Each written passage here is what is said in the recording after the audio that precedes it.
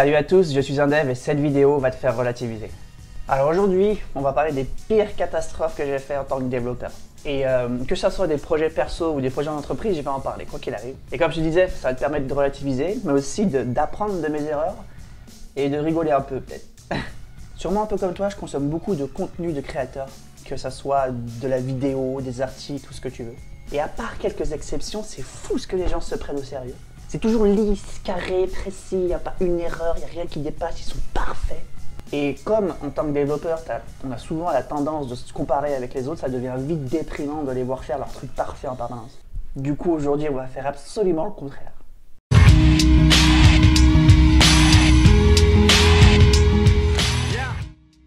Alors, je vais commencer doucement, et puis je vais monter en gravité. Un truc que j'ai fait en 2016, donc il n'y a pas si longtemps que ça finalement. C'est pas quelque chose qui s'est passé dans une entreprise, c'est un projet que j'avais moi personnellement.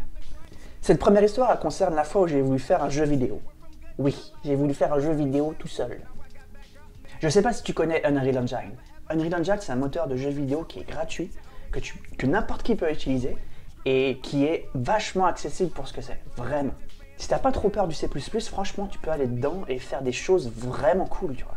Et du coup, je me suis dit, allez, je suis pas plus con qu'un autre, je vais faire un jeu vidéo moi aussi. Je me lance là-dedans, je doute de rien, je me dis je vais shipper un truc au bout de je sais pas combien de temps, mais je vais shipper quelque chose, ok, c'est sûr. Et je me lance là-dedans, à 300 km/h, vraiment, je fonce là-dedans, je réfléchis à rien, j'avance. Je passe des mois dessus, je fais le premier monde et tout, je commence à coder des petites choses, des scripts, des ouvertures de ports, des fermetures, etc. Je fais plein de trucs dedans. Et donc bref, cette première partie est déjà faite, je commence à faire des scripts, etc.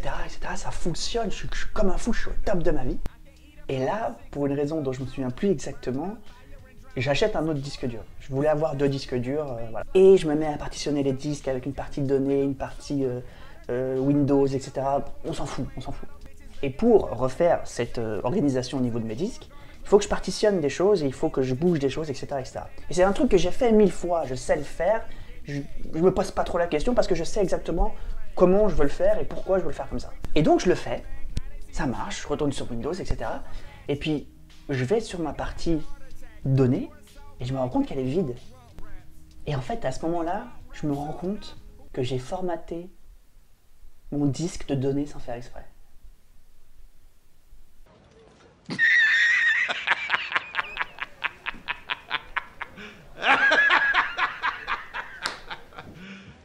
You serious? Oui, je suis sérieux, j'ai formaté le disque où il y avait tout mon travail, tout ce que j'avais fait, pendant des mois. Mais comme je versionne mon code avec Git, comme tous les autres projets depuis toujours, il n'y a pas de problème, tu vois. J'avais pas versionné mon code. J'avais pas versionné mon projet.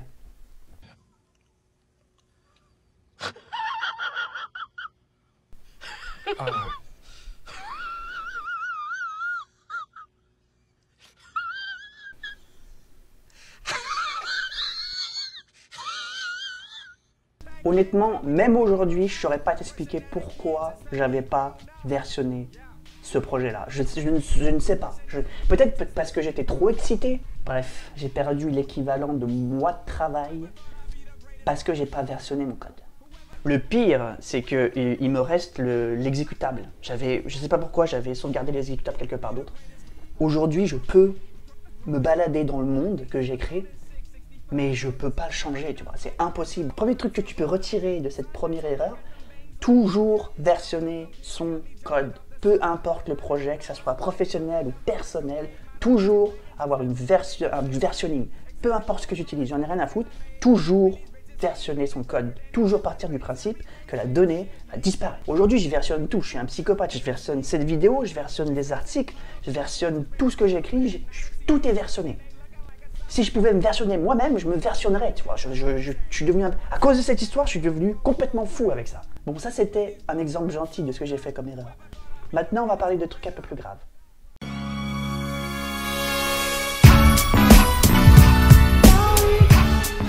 Alors, seconde histoire, un peu plus grave.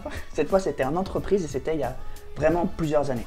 À ce moment-là, je suis dans une agence de communication à Lyon et ça se passe très bien. Je suis développeur web, PHP, JavaScript, etc. La vie est belle, tu vois. Et comme dans beaucoup d'agences, tu as beaucoup de clients, ok? Tu as plein de clients un peu partout, mais tu as des clients qui sont plus importants que les autres. C'est-à-dire tu as des clients qui sont gros et qui ramènent beaucoup d'argent et avec qui il faut faire très attention avec leur site. Rien ne doit casser, c'est super important que tout marche parfaitement avec eux. Évidemment, à ce moment-là, c'est moi qui travaille sur le back-end pour ce client-là. Et je devais faire une migration de ce site-là. Et c'était vraiment une grosse migration, c'était une version 2. La base de données changeait énormément. Pareil, le back-end, tout était vraiment nouveau. Et une migration, c'est toujours un peu dangereux, surtout à cette époque-là. Parce qu'à cette époque-là, on n'avait pas toutes ces histoires d'infrascode, d'automatisation, de pipeline. Je teste, je reteste en local, en dev, en UAT, etc. Je fais vraiment attention. Je fais vraiment attention. Et donc, le jour J du déploiement arrive, et ce qui devait arriver arriva aussi. Je commence à lancer mes commandes en production, et au lieu de lancer la bonne, j'envoie une commande que j'aurais dû envoyer en local. Et cette commande-là de local, c'est une commande de test qui commençait par supprimer toute la donnée. Et je m'en rends compte en appuyant sur le bouton et je vois s'afficher drop table partout et tout et je commence à paniquer, à trembler, tu vois. Et là je vois que j'ai tout supprimé, tu vois. Et je commence à regarder autour de moi, je vois que personne réagit et je me dis ok bon il me reste quelques minutes avant que les gens s'en rendent compte. Je vais prendre les sauvegardes et je vais les remettre et puis je vais faire comme si rien ne s'était passé, tu vois. Et du coup je vais sur le serveur qui est là juste pour faire les sauvegardes de base de données de tous nos clients et je vais à l'endroit où il y a ce site là. Les sauvegardes, elles failaient de façon silencieuse depuis des mois.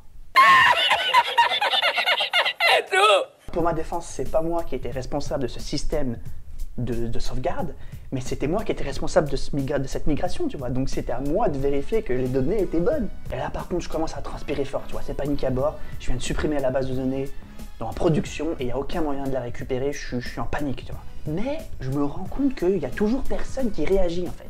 Alors que c'est censé être la fin du monde, en fait. Et là, en fait, je me souviens que devant tous les sites de cette agence, il y a un énorme cache, en fait. Il y a un gros cache avec un TTL, mais de malade mental, tu vois. Et je me rends compte que j'ai maximum 24 heures. Et donc, je me suis dit, où est la donnée? La donnée, elle est sur le site. La donnée, elle est via le cache sur le site, mais le seul moyen de récupérer la donnée vraiment, c'est d'aller la récupérer sur le site. Donc je me suis dit, je vais faire un robot en Photopj.js qui va aller de page en page, qui va scraper la donnée, qui va la mettre dans un fichier SQL, je vais la réinsérer dans la base de données en prod et ni vu ni connu, je t'embrouille, tu vois. Et rapidement, je me retrouve avec un fichier SQL plein, avec toutes les données dedans, tu vois. Et je regarde le fichier SQL, ce qu'avait fait le robot, tu vois, et tout d'un coup, je reçois 50 messages, des appels, il y a des gens qui viennent et tout. Et le cache s'était rafraîchi, en fait, tout simplement. Et j'insère le SQL que j'ai récupéré de mon robot, et ça marche pas.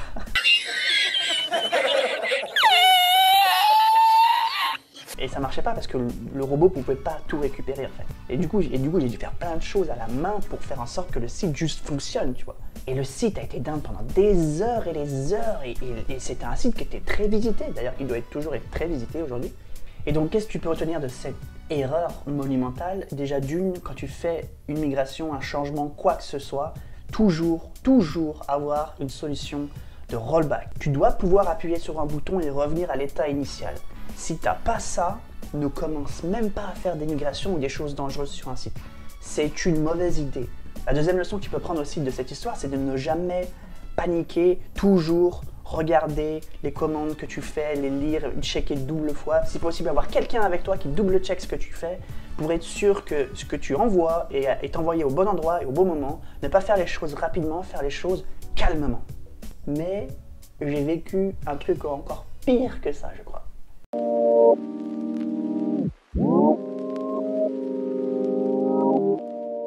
Dernière histoire, un peu plus courte, mais celle-là, je l'ai vraiment mal vécue. Encore une fois, c'était il y a plusieurs années à Lyon, quand j'étais un développeur intermédiaire, on va dire. Et ça arrivait très rarement, mais des fois, j'étais envoyé voir le client avec quelqu'un qui était plus commercial et on faisait des démos de produits, etc., etc. Ça arrivait très rarement, mais quand ça arrivait, ça tombait souvent sur moi. Déjà, on parle de démo live. Tu sais très bien que c'est une mauvaise idée. De base, tu sais ce qui va se passer. Et donc, on prend le train de Lyon à Paris pour aller voir le client.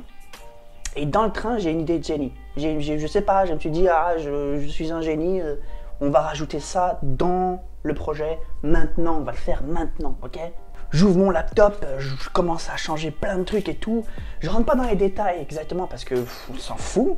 Mais il faut que tu comprennes qu'à ce moment-là, je touche au code, à la base de données, et qu'il y a une étape de build en fait. On arrive chez le client, on arrive là-bas, et il commence par faire son discours commercial, et donc moi j'observe, ok, super. Et on passe au moment de la démo. Et avant la démo, j'explique ce qu'est le produit, comment ça va fonctionner, pourquoi ça fonctionne comme ça. Et il faut savoir que l'ambiance c'est pas hyper cool, hein. L'ambiance est super sérieuse, t'as 4 mecs devant toi qui sont comme ça, qui te regardent et tout. C'est vraiment pas agréable d'être dans cette réunion de base. Mais je me laisse pas démonter. La démo va être incroyable, ça va être super, c'est le meilleur produit du monde. Je le vends, mais vraiment incroyable.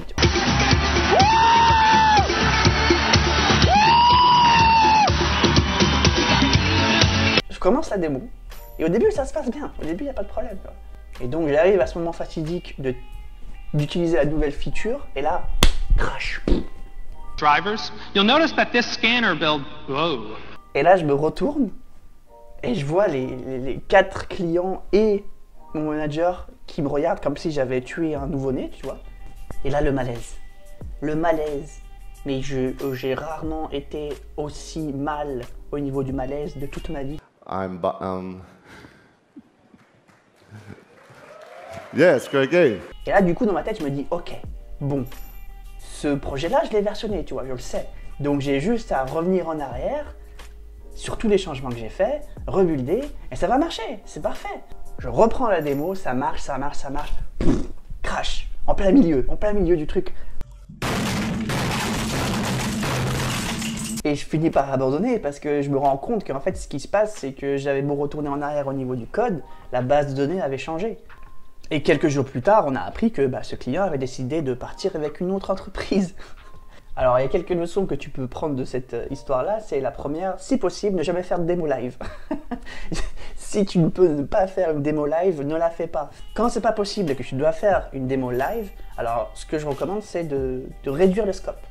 Réduire le scope de ce que tu dois montrer pour être sûr. Vaut mieux montrer moins et être sûr que ça soit parfait plutôt que de vouloir éclabousser avec 1 milliard de features. Le problème, c'est que quand tu rajoutes 1 milliard de features comme ça, et ben, tu as aussi 1 milliard plus de risques.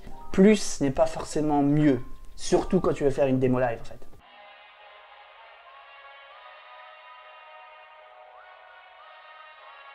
Voilà, c'est tout pour aujourd'hui. J'espère que cette vidéo t'a plu.